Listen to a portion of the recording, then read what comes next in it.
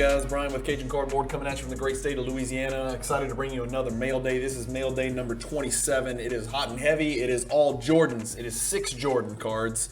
It is all Jordan PSA 10s, including 4, well, we'll say 3 absolute monsters. One pretty good low pop, pretty good sized Jordan card that was a 4-figure card, and then 2 little baby Jordans that I really liked. All of these cards were picked up in the PWCC Weekly Auction number 26 that ended on Sunday. It'll be a few weeks from now by the time this video gets to air, because I'm trying to build up some videos since I'm going to be at the National, so I'm kind of scheduling some videos. So this will be, you're going to be about a week behind me, maybe a week and a half behind me real time when I did pick these cards up.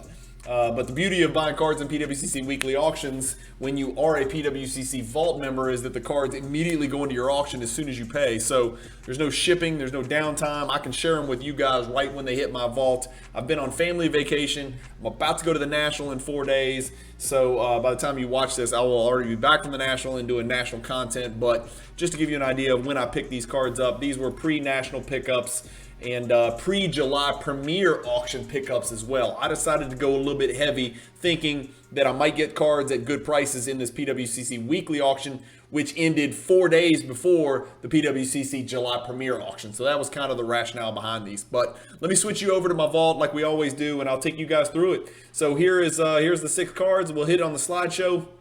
And we'll start with this little baby right here. This is the card that I've put off for probably way too long. One of Jordan's earliest cards that's a must-have for any big Jordan collector out there. I've got it in a PSA 10. I was very happy to do that. It's the 1992 foil Panini sticker. This is not the rarest item out there, but the card is very rare in gem condition because of it's kind of flimsy, and it's made in Italy, and it was Panini, and it was like Panini before Panini had anything to do with basketball cards in America. So happy to pick this guy up. It's a really cool picture of Jordan. It is actually a sticker, so a little bit smaller than most, but that's it. Panini foil sticker number 102 in PSA 10 condition. The next on the list is a big card. This is a Pop 16 card. A lot of you guys are familiar with the Meltdown. You guys know the dark corners, the dark edges. It's dark everywhere. It's 8 dark corners. It's 8 dark edges. It's kind of a foil cover here. It's just a really hard card to gem. And for that reason, I made it a priority to pick it up in this PSA 10 condition when I saw it on the weekly auction. This is one of my favorite Jordan inserts out there. I absolutely love this card. Again, it looks like it's white, but the problem is when you take images that are so high def like PWCC does, even good looking corners can look white. Like that it's just hard. It's one of those deals. Like the better your picture, the more glaring the potential issues are on your card. But really happy with this one.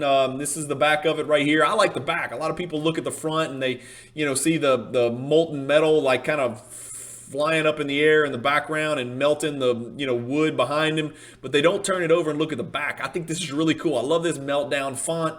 Air Jordan is one of the single biggest offensive force the world has ever seen. I think that should say forces. He can score inside and outside, posting up smaller defenders and driving around slower opponents. While the consistency of Jordan's jump shot has improved every year, his dunks remain as electrifying as ever. So cool Meltdown card right there in PSA 10 condition. Really happy to have it. Next is Premium Players, another big Jordan card that's very condition sensitive. There's not many of them out there. Tough pack odds. This is from 1997 Skybox Premium. This is a Pop 12 card in PSA 10 condition. There's Lamont Murray trying to challenge Jordan's shot. It looks like he has a chance, but I assure you he does not get to that shot. If I know Jordan well enough, he won't let Lamont Murray get a finger on it. He knows what he's doing. The back of this card is pretty cool. It's got Jordan saying, "Stay calm, back the F up, I've got this thing," which is what we love the most about Jordan. It says, "The last time someone questioned Michael, he was still shooting for his first NBA title. In the 5 full seasons he's played since then, the Bulls have won 5 championships. The 9-time scoring leader, later 10, and 4-time MVP is arguably the best player in the glorious history of the league." Arguably, they included in there. I don't like that. Anyway, next. This is the 1997 Skybox Z-Force Big Men on Court. The other Big Men on Court from the other year is wrought with fakes, very difficult to find in gym condition. It's just notorious for tons of fakes slipping through the PSA and BGS cracks out there, especially in the Z-Pete parallel of the die-cut Big Men on Court. This is actually as rare, or maybe even more rare, in PSA 10 condition. This is the 1997 Skybox Z-Force Big Men on Court. Happy to own it in the PSA 10. I like how the red and white pops with the black and white, kind of almost like white noise, poltergeist TV. If you're old, you'll know what that means. Background with Big Men on Court behind it. You've got, I know for a fact that's definitely Olajuwon's elbow. And isn't it crazy when you've watched enough basketball and you can recognize who the player is just by looking at his elbow? I guess it could be Kevin Willis, but my guess is that's Olajuwon. Willis's arms were freaking humongous. And so I think that's Olajuwon because he wore those giant-ass sweatbands just like Patrick Ewing did, those big white tennis sweatbands that John McEnroe and Yvonne Lindell were wearing in the 70s and 80s when they were playing tennis. On the back, it's got Jordan with just an iconic picture of him on the back. And this card's clean as hell, guys. Much like NHL's Wayne Gretzky, Michael Jordan's career simply stands apart. He's a 5-time finals most valuable player, 4-time MVP, and 2-time All-Star Game top performer. Jordan has been Defensive Player of the Year, Rookie of the Year, and IBM Award winner for overall statistical contributions. That must be kind of like PER back in the day before they had PER and analytics. IBM Award winner for statistical contributions. I've never heard of that. A 9-time NBA scoring leader, Jordan has also paced the league in steals 3 times. He just checks every box, guys. I don't know what else there is to say. I don't need to hype Jordan on my super, Jordan bias channel already. This is one that I just picked up because it was so doggone cheap. I mean, these are PSA 10s. These are the silver script parallel. It's only a pop 5 card in PSA 10. It's not the most valuable card. I'm sure that pop's going to grow over time. But hell, pop 5, God, I mean, that's a 23-year-old card, and there's only 5 PSA 10s out there. And I'm pretty sure I picked these up for under $100. But this is the 1999 Upper Deck MVP Silver Script number 196. Just a good-looking card, in my opinion. I really like it. It's got the silver, replica signature down there. A postseason record holder down there, and then there's the back of the card right there. I won't talk too much about these two. And then the next one, same deal. Another low pop 99 Upper Deck MVP number S1 silver script promo card. Also a low pop card. Also got the silver script across the bottom, as you can see, with the replica signature. Upper Deck MVP was a really cheap product. But this is a silver script promo parallel, so I'm really happy to add this one at a super low price point as well. So that's it, guys. Just those 6 Jordan cards, all Jordans, all PSA 10, all low pop.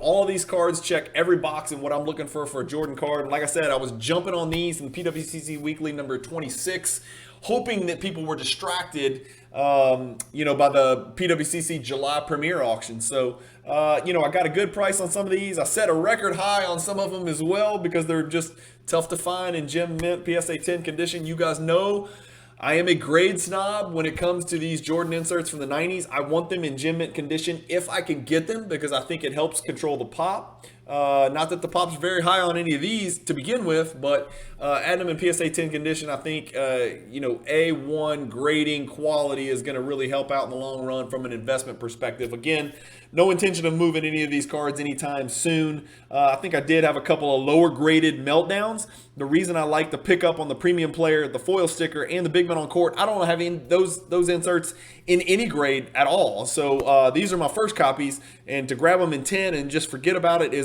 gives me a little nice peace of mind.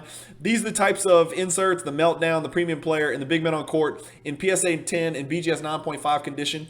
Those are the types of inserts in that price range, that, low 5-figure price range, maybe even, $2,500 to $10,000 range. That's what I'm going to be looking at the National. I don't think I'm going to make a move on a really big Jordan card. If I did buy one, I could probably hand it to my people at PWCC, and they would bring it back and put it in the vault for me, so I wouldn't have to fly back to Baton Rouge, Louisiana with the card in my backpack, or even take the card to the hotel for that matter. But I'm probably not going to go for a giant monster whale card. I'm going to probably look for cards like this that are in the 25, maybe even $1,000 to $5,000 range, and just spread out my money. I do have a little nest egg, some seed money put to the side, so I'm looking to have a little bit of fun. And stay tuned, because I've actually turned over a new leaf and started a new PC.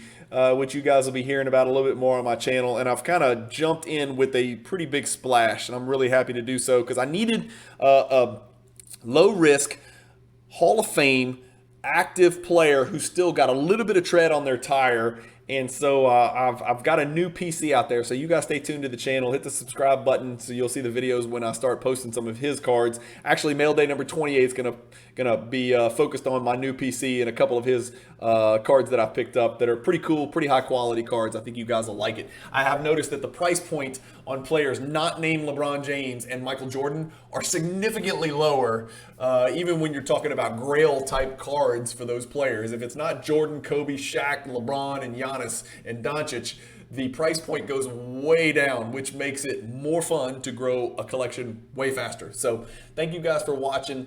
As always, I do appreciate you guys. I don't take any of you guys for granted for watching the channel. Hit the subscribe button if you haven't already, or at least consider it. I've got tons more mail days like this. I'll probably get to like 70 of them before the end of the year, because I have a buying addiction. But keep collecting, stay positive in the hobby, and peace, fellas.